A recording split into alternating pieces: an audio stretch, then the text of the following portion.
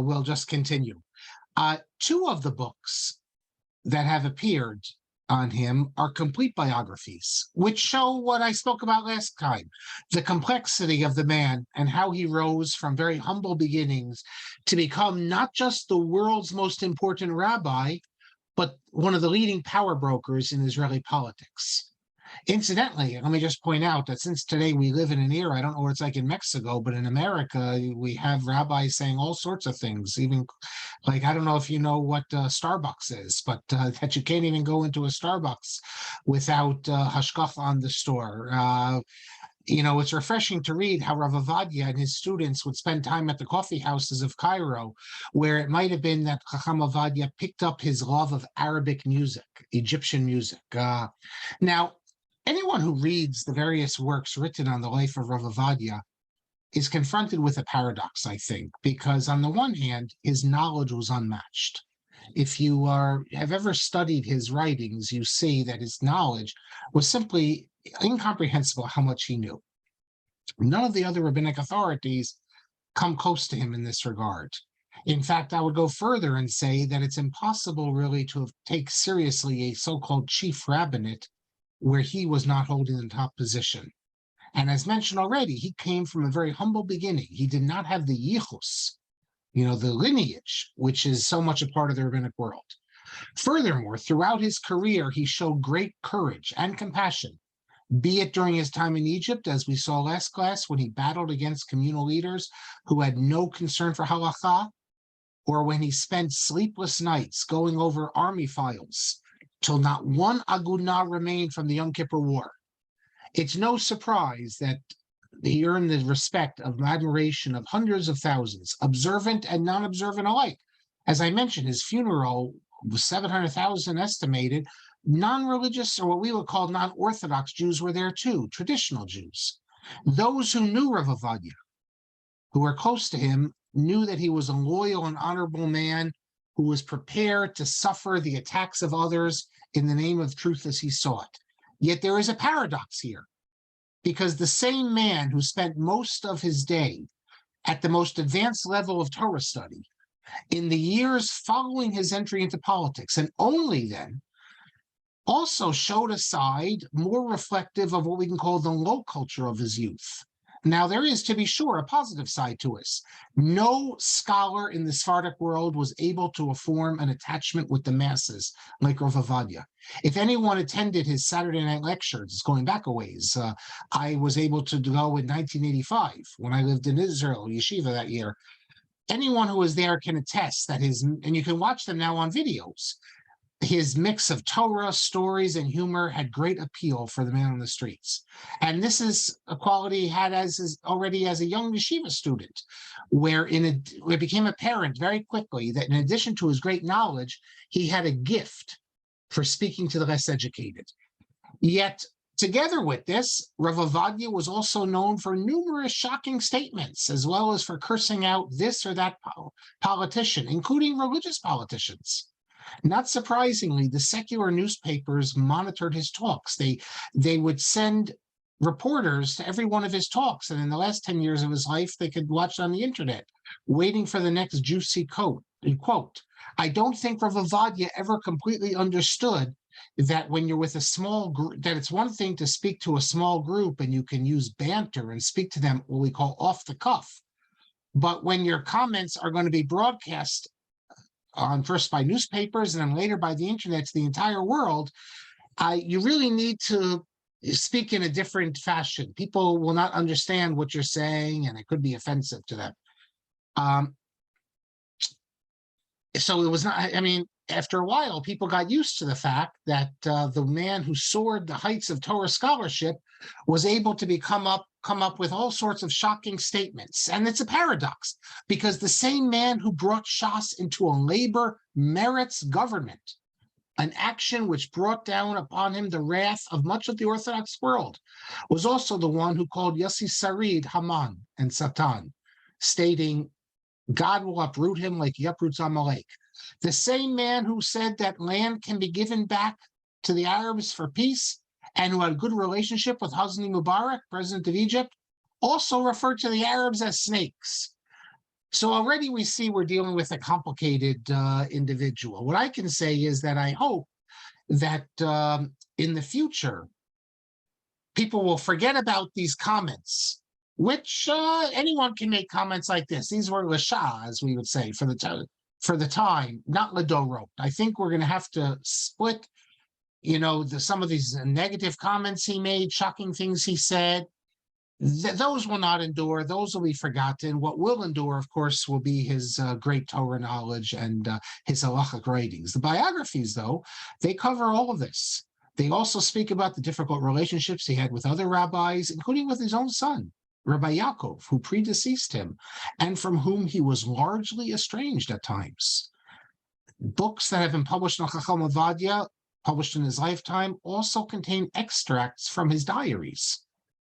And in those, you can find all sorts of negative comments about his early opponents, including his predecessor as chief rabbi, Rav Nisim, about the famed Mekubal, Rav Kaduri, who would later become an important part of the Shas political machine.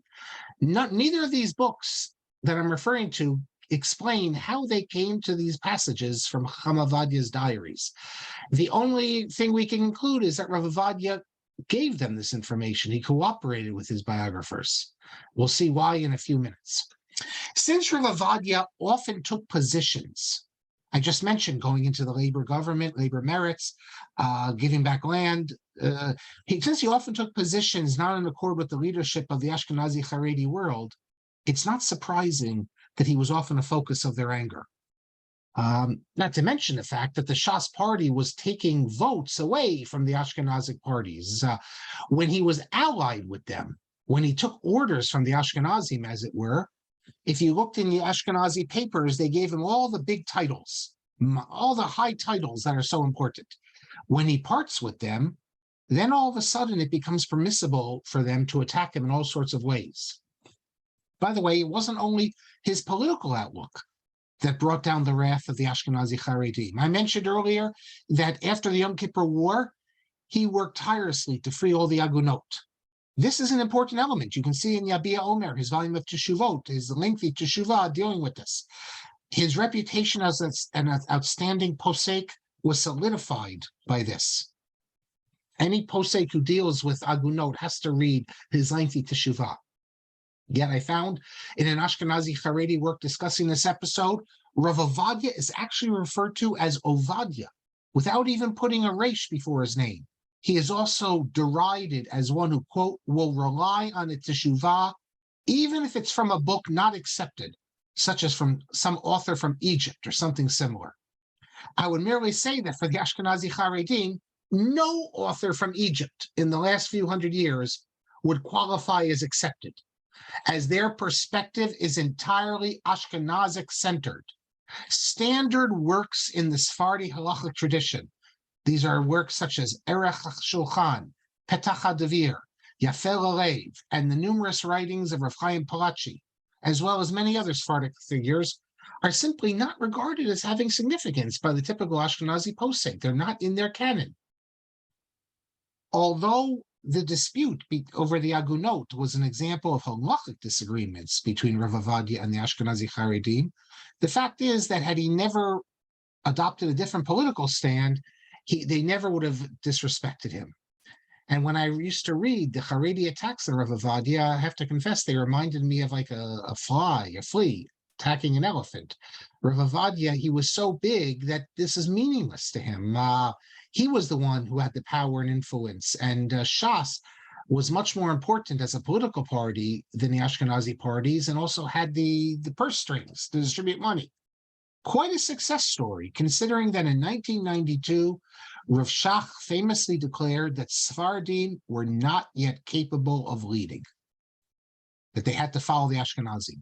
This comment, coming on top of decades of discrimination against Sephardim in the Ashkenazic school system, which continues to this day, by the way, was this comment of Rav Shach was the straw that broke the camel's back in terms of Shas breaking off on its own. The Shas party was founded by Sephardim who were looked to Rav Shach as their guide. And then when Rav Ovadia was brought in, Rav Ovadia was allied with Rav Shach. But over time, Rav Ovadia becomes the leader of the party. And after this comment of Rav Shach, there was a strong feeling of ethnic identification with Shas by Sephardim of all levels of religious commitment. Rav Shach's picture was ripped up in development towns as people declared that they never again would vote for Ashkenazim. Shas plastered Rav Shach's patronizing words on walls throughout Israel. Loudspeakers went through cities, towns, Sephardic areas, playing the tape of what Rav Shach said again and again. I guess you could say stoking the fires of anti-Ashkenazic sentiment. Now look, the contempt with which the Ashkenazi Haredim have treated the Sephardim is well known, that I don't need to deal with it here. And as I mentioned, there's still discrimination that continues. But I also have to note that Rav Shach's comment was not as bad as it appeared. What Rav Shach meant, well, first of all, Rav Shach actually stood out in declaring forthrightly that there must be no discrimination in the yeshivot, that they have to take Sephardim. Whereas many of the Ashkenazi schools felt it was okay to discriminate against Sephardim. And the Sephardim they would take would be the ones who had the Hebrew expression as hishtachnes. You know, you might be Moroccan, but no one would ever know it because you act Ashkenazi. Rav Shach was strongly against this, and his words did not have as much impact as they should have. However, when Rav Shach said that the Sephardim are not ready to lead, what he meant was that due to their historical experiences, they did not know how to deal with the anti-Torah forces. It was with reference to that he said the Sephardim are not yet ready to lead.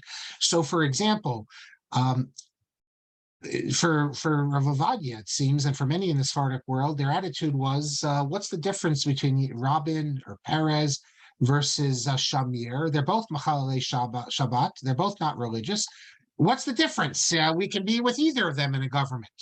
And Rav Shach's point is that no, we Ashkenazi, who have lived with these people already back in Europe, we know that although they might both be Machalei Shabbat, you know, the Likud are more traditional, they have a more respectful attitude towards religion than the leftist parties, even though they're both Machalei Shabbat. And some actually thought that Rav Shach showed prophetic insight, because shortly following his statement, his controversial statement, Rav Obadyá agreed to have Shas join a government in which Shulamit Aloni was Minister of Education. I don't know if you remember Shulamit Aloni, but she was a very strong anti-religious personality. Well, in truth, the break between the Shas and the Ashkenazi was inevitable. Sephardic society was ready for a political party that would encompass the whole community. That is, those who are what we call Orthodox, and those who just have a strong attachment to tradition. Look, how long could you expect Sephardim to be led by Ashkenazim, who at their Torah gatherings, the Negudat Israel, would conduct them in Yiddish? Talk about letting the Sephardic rabbis, who they would invite to the Negudat Israel meetings, talk about letting them feel unwanted when you conduct your meetings in a language they can understand. So here we come to Rab Obadyá's real significance. It is Rab Obadyá Yosef who single-handedly restored the pride to Sephardic Jewry. The slogan of Shas, L'hachazir atara le'yoshna, to restore the pride, to restore the crown to its glory, that says it all. Rab Obadyá ushered in a new era in which Sephardim do not need to be regarded or regard themselves as second-class citizens in the Torah world. This is a great achievement, and it's the reason why so many Sephardim who are not completely halachic voted for Shas and continue to vote for Shas. I mean, we all know, you know better than me, that the Sephardic world has a range of levels of observance. Even those who are not what we would call completely halachic have great respect for tradition and religious leaders. They'll kiss the hands of the rabbis. You can go to, when you're in Jerusalem, you'll be in a falafel stand, and the person is clearly not religious the way we think of religious, but he has pictures of Rabbanim on the wall, the way that Ashkenazi people will not have. The Sephardic Jews are not chilonim. The ones who are not completely observant are masoratiyim. They have great respect for tradition. Shas was able to tap into these feelings, convince many of these people to send their children to their schools. And that created a huge growth, really an explosion of Sephardic students whose parents were traditional, but who became completely halachic after going through the Shas schools. So from this perspective, there's nothing surprising about the wide-ranging Sephardic support for Shas. But what makes Rav Obadyá's political achievement even more significant is that until the Gaza withdrawal, he and the Shas party were identified with dovish political positions. That is, his support for giving back land if you could find a real peace. He also had a very good relationship with Shimon Peres. The views of the typical Sephardic voter are much more in line with the right-wing parties, much more in line with the Likud. They come from the Arab world. They know what it was like there, and they do not want to give back land. And nevertheless, despite that, so many of them were willing to vote for a political party that believed in giving back land. It shows, it's a testament to his great strength, Chacham Obadyá, that he was able to bring these voters to support him, even though politically they had a different perspective. And it's also a testament to his strength of character. He didn't alter his opinion. Had Chacham Obadyá Yosef adopted a more hawkish opinion and said, we do not support giving back land, he would have had even more Sephardic voters voting for him. But he would not compromise his basic principles. Now, it's true that at the end of his life, his assessment of the possibility of peace soured, and he didn't think that it was possible to give back land. But that's because he didn't think there was a partner. However, the principle, the yesod, that you can give back land in Eretz Yisrael if it'll bring real peace, remained firm in his mind. By the way, you shouldn't just think that it's Shas only for political reasons. Spoke about the Ashkenazi Sephardic divide. Rav Obadyá himself made a number of statements critical of Ashkenazi society, and they are not only intended for the masses. They reflect more serious concern. For example, if you look in volume introductions to his great Teshuvot, Yabia Omer, volumes 1 and 3, he expresses disagreement. He disputes the Ashkenazi Haredi yeshiva world's approach to Torah study. What do they do in the Ashkenazi yeshivot? They focus on theoretical analysis. Chacham Obadyá says, no, you need to focus on halacha l'maaseh. That's our approach. Focus on halacha. You study the Talmud to bring it into the halacha. In the Ashkenazi yeshivot, it's all theoretical. One of Chacham Obadyá's first acts when he becomes chief rabbi of Tel Aviv in 1969, he permits Sfaradim to marry from the 17th of Tammuz to the 1st of Av. This is against the Ashkenazic practice. The Ashkenazic practice is from 17th of Tammuz until Tisha B'Av, there are no weddings. But that's not the Sephardic approach. And Chacham Obadyá said that the previous rabbis in Tel Aviv, they felt they didn't want to challenge the Ashkenazi rabbis in this area, but he had no such hesitation. There was a takana signed by the first Sephardic chief rabbi of Israel, Rav Uziel, banning yibum, levirate marriage, in favor of chalitza. Rav Uziel thought we need to have one halachic standard. Rav Obadyá saw this as a betrayal of the Sephardic tradition. According to Chacham Obadyá, you can do yibum, levirate marriage. You don't need to do chalitza. Sfaradim always did yibum. So he got rid of that when he became chief rabbi.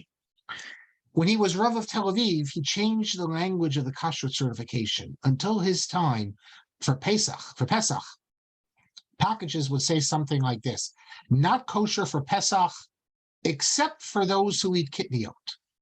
He changed it: kosher for Pesach, except for those who don't eat kitniot. In other words, you're in the land of Israel. This is the land of the Shulchan Aruch. Kitniot are permissible. If the Ashkenazim don't want to eat kitniot, fine. But don't say not kosher for Pesach unless you eat kitniot. Change it. Say kosher for Pesach unless you don't eat kitniot. Although Chacham Obadyá always shows respect for the Ashkenazi scholars, even when he's rejecting his opinion, that's when he's writing. However, when speaking to his followers, there were plenty of times where he downplayed the significance of Ashkenazi scholars. Even the Chazon Ish, who's regarded as the most important 20th century Ashkenazi Haredi figure, Chacham Ovadyah didn't have this feeling of awe for the Ashkenazi rabbis that Ashkenazim had. In fact, he even went so far as to say that the Chazon Ish is not a moreh hora'ah, that is, he's not regarded as a posek, because he didn't have communal responsibilities. He just wrote his books, and Chacham Ovadyah says he loved to be stringent, adding chumrot on chumrot. Chacham Ovadyah said that only a rabbi who was rav of a community, who sees how his rulings affect people, should be regarded as a posek. Needless to say, this created enormous controversy from the Ashkenazic side, because the Chazon Ish, you know who you're talking about here. In terms of his long-term significance, there is no question that Chacham Ovadyá Yosef was the most important Sephardic figure since Rav Yosef Cairo, Maran. And you can truly state, mi Yosef, from Yosef Cairo, to Yosef, to Ovadyá Yosef, none arose like Yosef. Look, we have many rabbis who are great in their times. Think about Rav Moshe Feinstein, Rav Shlomo Zalman Auerbach. But Rav Ovadyah was not simply great in his generation. He accomplished a very rare feat. He changed the course of Torah history in both a sociological and religious sense. This is the sort of thing that only happens a few times in a millennium.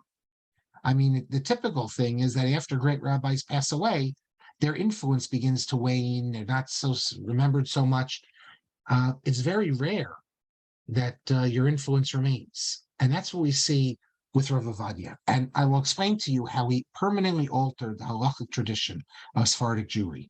By the way, Chacham Ovadyah had a tendency, very well known, to be lenient, mekel. And in the months leading up to his election as chief rabbi, he publicly stated this approach. He said that we Sephardim, we're like Beit Hillel. The Ashkenazi rabbis are like Beit Shammai. They're always trying to find chumrot and make life difficult. Now, there are exceptions to this lenient tendency. For example, his consistent ruling that shadels are forbidden. That's one of his stringencies. He refused to back down on that and said, shadels are absolutely forbidden. But his tendency is almost always in the other direction. If you look at his teshuvot dealing with family matters, marriage, divorce, agunot, you see that he almost always can come to a lenient decision, and he's aware of his responsibilities. There's no question that the final address for the most complicated questions when it came to halacha was Rav Ovadyah. And even in his final years, when he had, you could say, Haredi tendencies, it seemed, when push came to shove, it showed that he had a Klal Yisrael mentality, sensibility. So, for instance, he never backed away from the heter mechira, the sale of the land during the sabbatical year. The Ashkenazic rabbis refused to go along with this. And in fact, the last time when he was alive, they sold the land in his house. Chacham Ovadyah said, "Do you want to be strict on Shemitah? Be strict. But not everyone can be strict. And we have to have a halacha for the entire people." He gave his imprimatur to the conversions performed in the army, which were attacked by the Ashkenazi Haredim. If you read his teshuvot, there are multiple levels. He tells you the basic halacha, and then he'll say, "Hamachmir tavo alav bracha." You want to be stringent? Be stringent. But that's not the basic halacha, and you can't force people. He wasn't like the Ashkenazi Haredi, Ashkenazi Gedolim. Many Ashkenazi Gedolim, they grow up in society and they live their entire life without having any connection to the non-religious. I mean, literally never speak to them, except maybe if they get in the bus, and no connection. They don't know what it's like outside their religious society. You can see, for instance, Chacham Ovadyah on YouTube when he has a meeting with the Israeli soccer team. These people, they're so ignorant, these soccer players, they come to the Gadol Hador, they're wearing T-shirts and jeans, they don't even know how to dress. But Chacham Ovadyah speaks to them, and each one comes up to them, he gives them his trademark little patch on the face. That's what you find with Chacham Ovadyah, a man of the people. He really cared about the immigrants, the poor people, the immigrants from Ethiopia, or the poor people in development towns. It was a Klal Yisrael mentality. I want to tell you a story, which I heard. When one of the books I mentioned was published, biographies, there was a book launch. And one of the rabbis there told Rosh Yeshiva from one of the Hezra yeshivas told this story, which he heard from his student, who was a chaplain at the hospital. And this, I think, says it all. I mean, I can give you many other examples. You know, Shalit, Gilad Shalit's father, he's an Ashkenazi, but I'm pretty sure he's an Ashkenazi. But I mean, where did he go to? Who supported him? Rab Obadyá Yosef. Hold on a second here. Well, this is going on permanent, so I just don't want to say something that isn't true. Yes, he must be. I can't see anything here online quickly. Let me just look quickly here, but I don't see anything that would lead me to think that. I'll just say quickly. I mean, everything I could see looks very much like an Ashkenazi. So anyone could tell me otherwise. He learned in just looking at his whole family. So, but that's okay. Let's go back to what I want to tell you. So I want to tell you an amazing story. This man, this chaplain, this student of this Rosh Yeshiva, was in a hospital and you know, in the maternity ward. And of course, what do you have in a maternity ward? You have mothers and fathers and their babies. And he sees a woman there with a baby, no husband, and no parents. So, you know, he's curious. He asks. So he says, he speaks to this woman, and you know, what's going on? Why no family? And she says she can't tell her father. First, the father of the baby, he's out of the picture. So what about her family?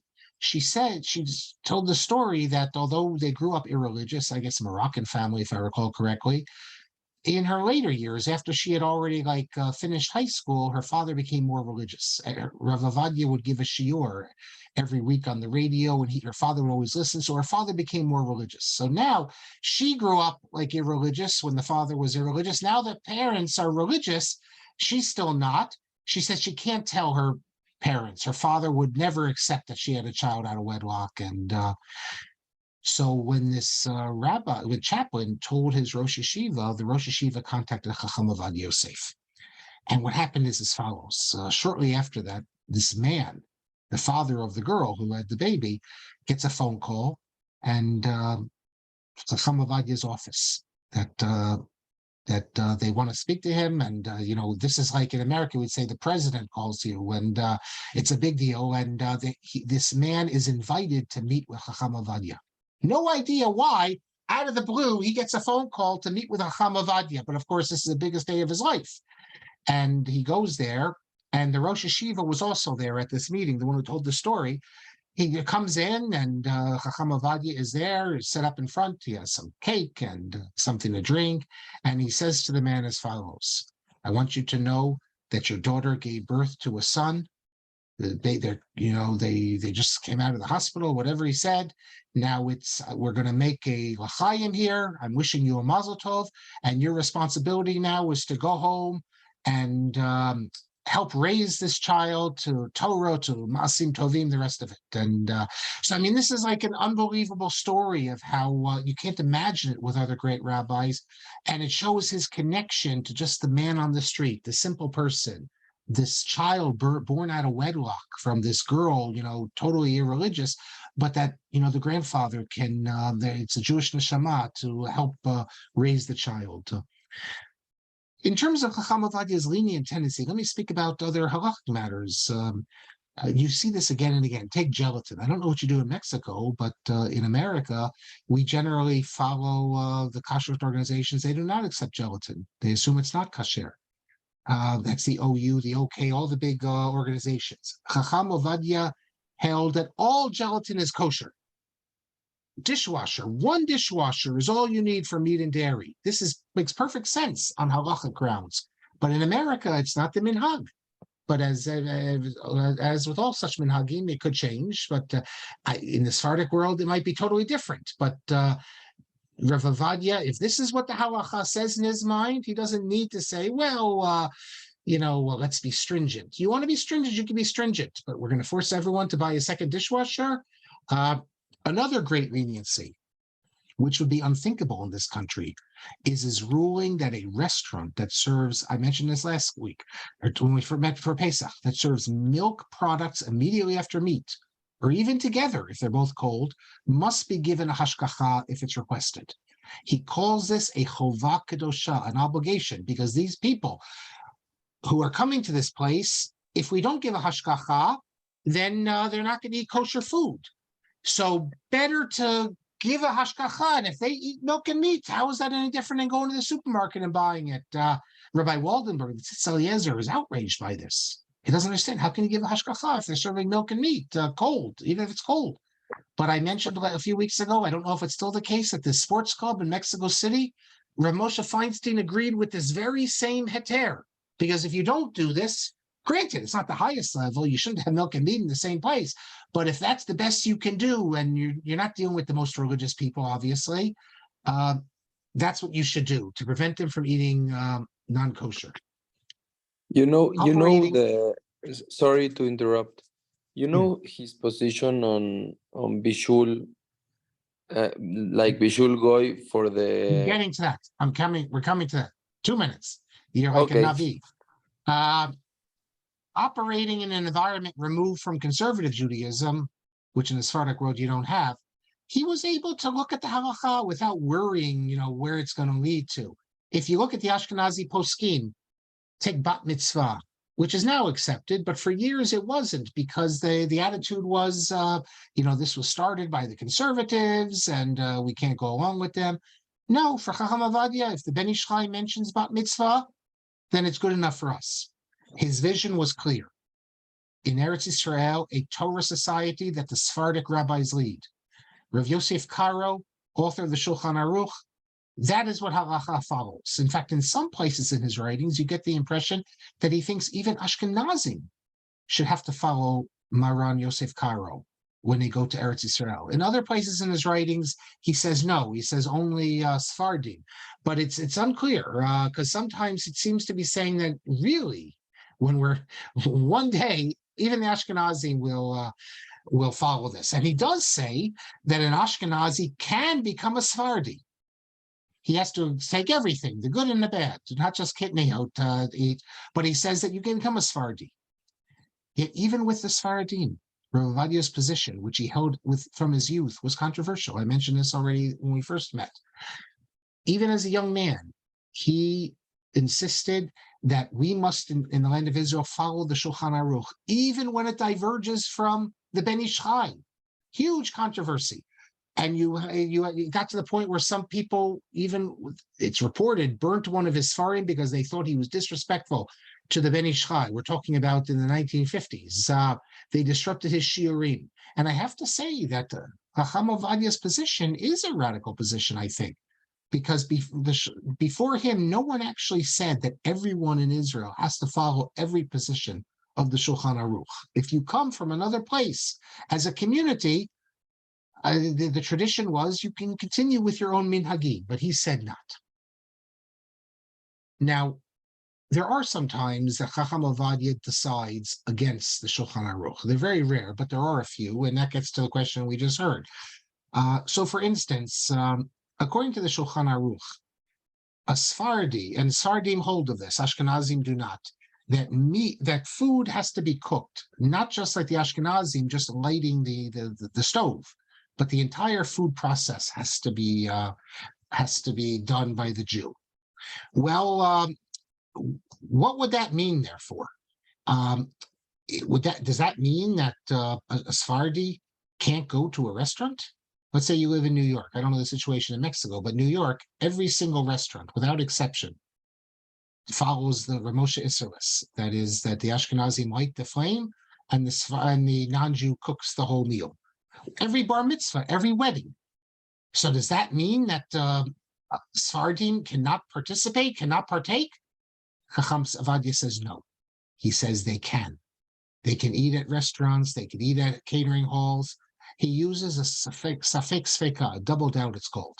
Maybe, what are the two doubts that allow, in halacha, often if you have a double doubt on a rabbinic prohibition, it's permissible. What's the two safekot? One, maybe it is okay if a Jew only lights the flame. Like maybe Rav Moshe Isserlis is correct. Safek 1 against the Shulchan Aruch.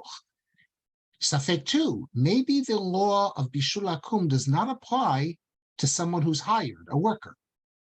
The Shulchan Aruch rejects both of these points, and yet Chacham Ovadyah nevertheless applies both of them to a Safek Sfeka to reject the Shulchan Aruch. Now, it's obvious that what's pushing Rav Ovadyah here is his Kal Yisrael perspective. It's unimaginable for him that you could have a situation where Sfaradim couldn't come to a wedding of Ashkenazi or a bar mitzvah or go to a restaurant or things like that. So he's able to rely on a Safek Sfeka. What about an Ashkenazi coming to a Sephardi coming to an Ashkenazi's house? We don't eat halak meat. Chacham Ovadyah said that Sephardim have to eat halak, Beit Yosef meat. Now, I'm sure that in Mexico City today, all the meat is Beit Yosef halak. But I also tell you that this is also a revolution of Chacham Ovadyah. You can ask your grandparents. 50 years ago, there was no such thing as halak meat in Mexico. There was no such thing as halak meat in New York. The only place there was halak meat was in Israel, in Jerusalem, and places like that, and in Jerba. Not even in Tunis, not in Morocco, nowhere. This is basically a revolution of Chacham. Maybe in Iraq they had it, but that shows you his significance. But so what does this mean then? That Ashkenazi, that Sfaradim cannot eat at Ashkenazim? I invite the Sephardi to my house for Shabbat meal. He can't come? Well, if you look at this halacha, Shulchan Aruch, no, he cannot come because I don't have halak meat. Chacham Ovadyah says no, he can go eat there. He also applies a Sfek Sveka, and there's no question that he's being guided here by a Klal Yisrael mentality, because this is a Sfek Sveka, again, at odds with the Shulchan Aruch. What's a Sfek Sveka? Suffix number 1. Maybe the halacha is like the Ashkenazic approach, the Ramah, that you don't need halak Beit Yosef meat, number 1, and maybe this particular animal that you're eating was actually halak. So there's 2 svekot. Yes, for Sfaradim, he says at their own house, they have to buy halak meat. But when they go out, either at a restaurant or invited to someone's house, and that explains why all of you guys, all the Sfaradim, you go to Israel, you say you can't eat at the restaurant, you can't go to the Waldorf Hotel or the King David or Inbal, wherever you go to and eat at the dining rooms. Of course you can. Because Chacham Ovadyah say, well, of course you can if you follow Chacham Ovadyah, but I don't know anyone who disagrees with him, because then if not, we wouldn't be able to eat with each other. Let me give you an example of his great influence, but also the difficulties that his position created. There's an old question: can a woman make a beracha on a mitzvah tasei shazman grama, a time-bound positive commandment, since she's not obligated? The Shulchan Aruch said, well, take a lulav. Yes, fair to Omer would also be, although it's not clear whether fair to Omer is today is deraita or derabanan. So, but let's take things that we know are deraita, like a shaking lulav. Shulchan Aruch says no. Rav Moshe Isserlis says yes. Despite the Shulchan Aruch's ruling, women in many Sephardic communities did make the blessing over the lulav. I don't know. I think most of you are from Syrian background, right? Aleppo. You can tell me. I don't know what the practice was in Aleppo, but I can tell you that in Iraq they made the beracha. In Morocco, many of them made beracha. In many Sephardic communities, in Tunisia, made the beracha. And these were practices that predated the Shulchan Aruch. Yet Chacham Ovadyah was intent on ensuring that all Sfaradim adopt the Shulchan Aruch, even outside of Eretz Yisrael. And I've been told by people that even among communities where they used to have the women make the beracha, today they stopped doing it. It shows you his great influence. I'll give you another example, even more. Lighting Shabbat candles. The Shulchan Aruch's position seems to be, it's not 100% clear, but it seems to be that you make the beracha and then light. That's the normal way of doing things. But the Ashkenazic practice is you light and then make the beracha. And that was the practice throughout the Sephardic world, all over the Sephardic world. Most Sephardim did it that way. And think what lighting the Shabbat candles is. It's a practice that a girl learns from her mother, and it's tied with all this, symbolism. She grew up with her mother doing it. Chacham Ovadyah challenged that. And I heard from one of the rabbis in New York, from the Aleppo community, that their practice also was to, I guess, maybe I assume that would be your practice as well from Aleppo. He said their practice was to do like the Ashkenazim, light the candle and make the beracha, and because of Rab Obadyah's strong influence, they changed the practice. Do you know what this is? When you have a woman, she's been laying Shabbat candles for 30, 40 years. She saw her mother and her grandmother do it, and yet she changes her practice because the rabbi tells them. There was only one rabbi in the world that could tell a woman, change the practice that you've been doing and that your mother and grandmother and great-grandmother did. Any other rabbi tried to do it, they'd say, who is this rabbi? He can't tell me what to do. It shows you the great significance of Rab Obadyah. And the impact is seen, not just him as a personality. His son, Rav Yitzchak Yosef, the current Rishon LeZion, put out a modern Shulchan Aruch called Yalkut Yosef, which is now found in Beit Knesset all over the world. Had enormous influence. The Shas school system, where the children, all these thousands of children went to, and they were taught in accordance with Chacham Ovadyah Yosef's ruling. This has been very successful in uprooting many local practices and creating a unified Sephardic land of Israel practice. Did everyone fall into line? No. And it could be that there will be they will not be entirely successful, because the Moroccans are the largest group in Israel. And although many Moroccans did fall into line, many Moroccans refused to accept Chacham Ovadyah Yosef's idea that you have to change your minhagim. So it remains to be seen going forward whether there'll be a pushback to Chacham now that he's not with us. Is there going to be a pushback? Or the fact that Yalkut Yosef is so significant and the Shas school system is so significant, if even the holdouts will have to give in. Let me say a few more things. This is a good example of where you see how Chacham Ovadyah was able to achieve almost the impossible, namely influence thousands of women, thousands of people to change well-adopted practices. And that's what I think is worth noting.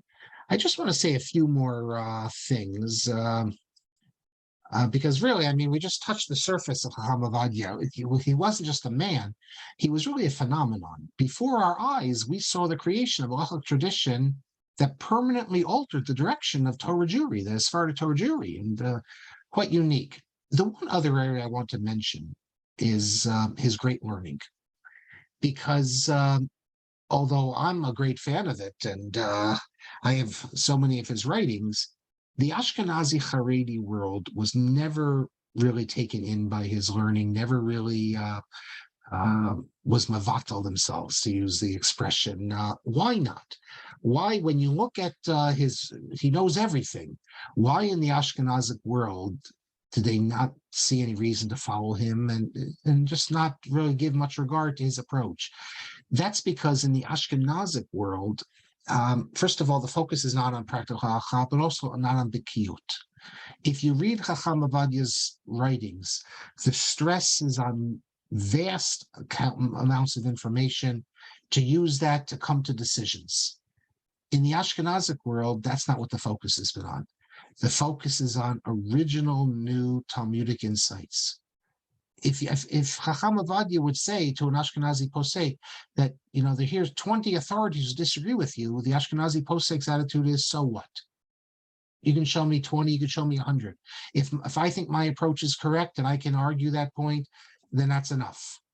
And it's just a different type of approach. Chacham Ovadyah's approach is not about original chidushim creations, going back to the Talmud and Rishonim. It's about building on previous authorities, making what we call diyukim, and setting forth a halachic approach based on the Talmud and the Rishonim and the Achronim. There are no chidushim in the classic Lithuanian sense, but it's just a different approach. The approach of Chacham Ovadyah is the same approach you find in Rav Chaim Palachi. It's the same approach you find in a whole host of great halachic authorities. And I challenge anyone to read Chacham Ovadyah Yosef's writings, even pick up one or two teshuvot, and ask yourself, how could one man have such knowledge in his head. This is before computers, before all of our Otzar Chachma and all these things that help us. So I see I've spoken already 50 minutes. Because we were cut off for the first minute, let me just repeat, for people coming on to listen, to watch us later, I began by saying that his funeral, the largest funeral probably in Jewish history, at least recorded Jewish history, and 20%, if it's 700,000 people, and they were basically all men, it seems, and this will come to almost 20,000% of the Jewish male population of the state of Israel, as I calculate it, and thousands of Sephardic yeshiva students, all due to Chacham Obadyá Yosef, because he didn't have Sephardic yeshivot other than one or two before he comes on the scene. That this really shows us that we're dealing with a very unusual person, one whose significance cannot be overstated. So let me end here. If there are any questions, I'm happy to take them. I hope this gave some insight from a more, like a broad, more perspective of what made him so significant. Obviously, we could go into various shuvot of his. He had so many rulings. I wouldn't say original rulings because he's not an Ashkenazi posek. He's using the earlier sources, but what he's done is he has so many rulings at odds with what is the accepted approach, the standard approach, because what becomes the standard approach if Chacham Obadyá says, well, wait a second, we have a whole tradition here. The Sephardic world was deciding halacha very differently. So on conversions, for instance, a more liberal approach. I mentioned gelatin. Why should gelatin be forbidden? Rav Chaim Palachi already speaks about you take these insects, they would get the colors, carmine it's called, if you crush it. So it's no longer edible. You can use the coloring from it because it's no longer edible. So you're going to tell me that, well, in the Ashkenazic world, Rav Chaim Ozer already and other rabbis dealt with gelatin. Rav Chaim Ozer actually was lenient, but other rabbis dealt with gelatin. There's a minhag. Chacham Obadyá says, what minhag? That's not our minhag. We have our own authorities. So Rav Obadyá was very good in showing how what we think is the halacha, because what we've been accustomed to think, he would show from the sources that many great authorities had a completely different approach. And since we know who these authorities are and how significant they are, Chacham Obadyá is able to say, we can rely on them. So what people think are great kulot, leniencies, are not really leniencies. From Chacham Obadyá's perspective, he is telling you what the standard halacha is. Everything else from his mind is a chumrah. I think Chacham Obadyá would probably say, I am not permitting anything. I am showing you that it is permitted. That's different. Ani lo matir, he would say. I'm showing you that it's mutar.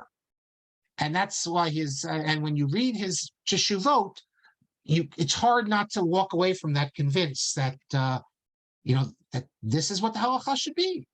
Because he doesn't just give you one source, 10 sources. Sometimes he gives you hundreds of sources. So any questions, I'm happy to take.